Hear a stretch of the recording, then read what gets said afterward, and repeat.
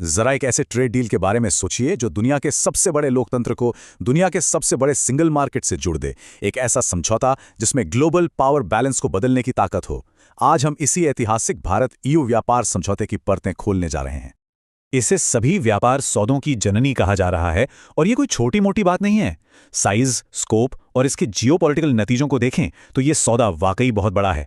लेकिन जैसा कि अक्सर बड़ी कहानियों में होता है, हर कोई इस जश्न में शामिल नहीं है। असल में इस पर साइन होने से पहले ही अटलांटिक के पार से एक चौंकाने वाली चेतावनी आई। यूनाइटेड स्टेट्स ने इसे यूरोप द्वारा अपने ही खिलाफ एक युद्ध को फंड करना कह दिया। और बस इसी एक बयान ने इस सौदे के केंद्र में छिपे गहरे जियोपॉलिटिकल तनाव को सबके सामने ला दिया। तो सवाल ये उठता है कि एक ट्रेड एग्रीमेंट जो दो महाद्वीपों को और करीब ला रहा है, वो दुनिया की सबसे बड़ी इकॉनमी के लिए इतना बड़ा खतरा क्यों है? आज हम इसी पहेली को सुलझाएंगे। चलिए इसमें और गहराई से उतरते हैं। इस तीखी प्रतिक्रिया को समझने के लिए हमें उस सोच को समझना होगा जो इस सौदे को एक सीधी चुनौती मानती है। और उस सोच का चेहरा है डोनाल्ड ट्रंप। भले ही वो अब ऑफिस में ना हो, लेकिन उनकी अमेरिका फर्स्ट ट्रेड पॉलिसी ने ग्लोबल ट्रेड के नियमों को पूरी तरह बदल दिया है। देखिए, ये समझौता अचानक से नहीं हुआ। ये उन सालों की प्रतिक्रिया है जब अमेरिका ने अमेरिका फर्स्ट के नाम पर अपने सबसे करीबी सहयोगियों पर भी स्टील और एल्यूमिनियम जैसे प्रोडक्ट्स पर भारी टैरिफ लगा दिए थे, जिससे एक तरह का ट्रेड वॉर ही छुड़ गया था। अच्छा, इस सौदे की टाइमिंग को समझने के लिए हमें उस ग्लोबल स्टेज को भी समझना होगा जिस पर यह सब हो रहा है। ये दुनिया अब वैसी नहीं रही जैसी एक दशक पहले थी। चीन का आक्रामक रुख, कोविड के बाद टूटी सप्लाई चेन्स और रूस यूक्रेन युद्ध ने देशों को नए सिरे से सोचने पर मजबूर कर दिया है। देखिए, ये बातचीत तो लगभग 2 दशकों से चल रही थी, लेकिन 2021 में अचानक इसमें तेजी आ गई। क्यों? क्योंकि दुनिया बदल रही थी। चीन पर निर्भरता कम करने और भरोसेमंद पार्टनर्स के साथ सप्लाई चेन को डाइवर्सिफाई करने की जरूरत पहले से कहीं ज्यादा महसूस की जा रही थी। इस बदलाव के केंद्र में संरक्षणवाद का बढ़ना है। ये सिर्फ एक इकोनॉमिक शब्द नहीं है। इसका असल मतलब है आम लोगों के लिए ऊंची कीमतें, कंपनियों के लिए कम कंपटीशन और देशों के बीच बढ़ता तनाव। ये खुले व्यापार के बिल्कुल उलट है। और भारत की अपनी कहानी इसका सबसे अच्छा उदाहरण है। 1991 से पहले हमारी संरक्षणवादी नीतियों के कारण इकोनॉमी धीमी थी। 1991 में जब भारत ने अपने बाजार खोले तो हमने एक जबरदस्त इकोनॉमिक ग्रोथ देखी। ये सौदा उसी उदारीकरण की कहानी का अगला और शायद सबसे जरूरी अध्याय है। तो इस मदर डील के अंदर आखिर है क्या? ये एक क्लासिक लेन देन की कहानी है। एक ऐसा समझौता जिसमें दोनों पक्ष कुछ पाने के लिए कुछ देते हैं। आइए देखते हैं कि टेबल पर क्या क्या रखा गया था। इस स्लाइड पर जरा ध्यान दीजिए। ये सिर्फ सामानों की लिस्ट नहीं है, ये स्ट्रेटेजिक जरूरतों का संगम है।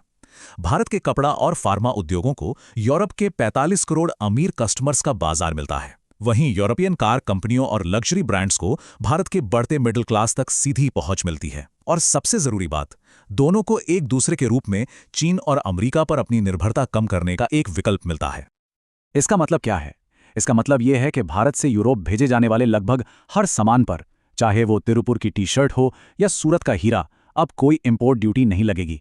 ये भारतीय एक्सपोर्टर्स के लिए एक बहुत बड़ा बूस्ट है। और बदले में भारत भी यूरोप से आने वाले लगभग सभी सामानों पर टैरिफ हटा रहा है।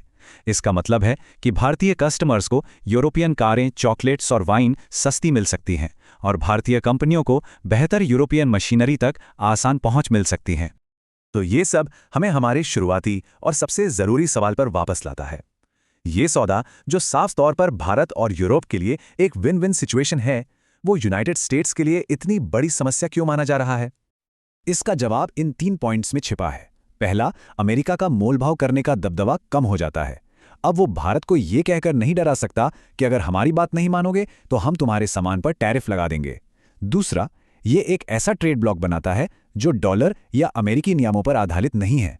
और तीसरा, ये ब्राजील, साउथ अफ्रीका और इंडोनेशिया जैसे देशों को एक शक्तिशाली संकेत भेजता है कि अमेरिका के बिना भी एक रास्ता है। ये 2 अलग अलग दुनियाओं का टकराव है। एक तरफ ट्रंप का नजरिया है जो ट्रेड को एक जंग की तरह देखता है जहां एक जीतता है और दूसरा हारता है। दूसरी तरफ भारत ईयू सौदे का नजरिया है जो ट्रेड को एक पार्टनरशिप के रूप में देखता है जहां दोनों पक्ष जीत सकते हैं। ये ग्लोबल ट्रेड के भविष्य के लिए एक फंडामेंटल वैचारिक लड़ाई है। इस सौदे का लॉन्ग टर्म असर सिर्फ कुछ कंटेनर जहाजों के इधर से उधर जाने तक सीमित नहीं है। ये एक नई जियोपॉलिटिकल शक्ति के जन्म का संकेत है जो मिलिट्री पर नहीं बल्कि इकोनॉमिक और स्ट्रैटेजिक सिद्धांतों पर आधारित है। ये जो नया भारत ईयू एक्सिस बन रहा है वो इन सिद्धांतों पर टिका है। नियम आधारित व्यापार यानी मनमाने टैरिफ्स नहीं, स्ट्रेटेजिक ऑटोनॉमी यानी अपने फैसले खुद लेना, किसी एक सुपर पावर के दबाव में नहीं, और डॉलर केंद्रित निर्भरता में कमी यानी ग्लोबल ट्रेड के लिए नए रास्ते तलाशना। ये हमें एक मल्टीपोलर वर्ल्ड की ओर ले जाता है। कोल्ड वॉर के बाद की दुनिया यूनिपोलर थी, जिसका लीडर अमेरिका था।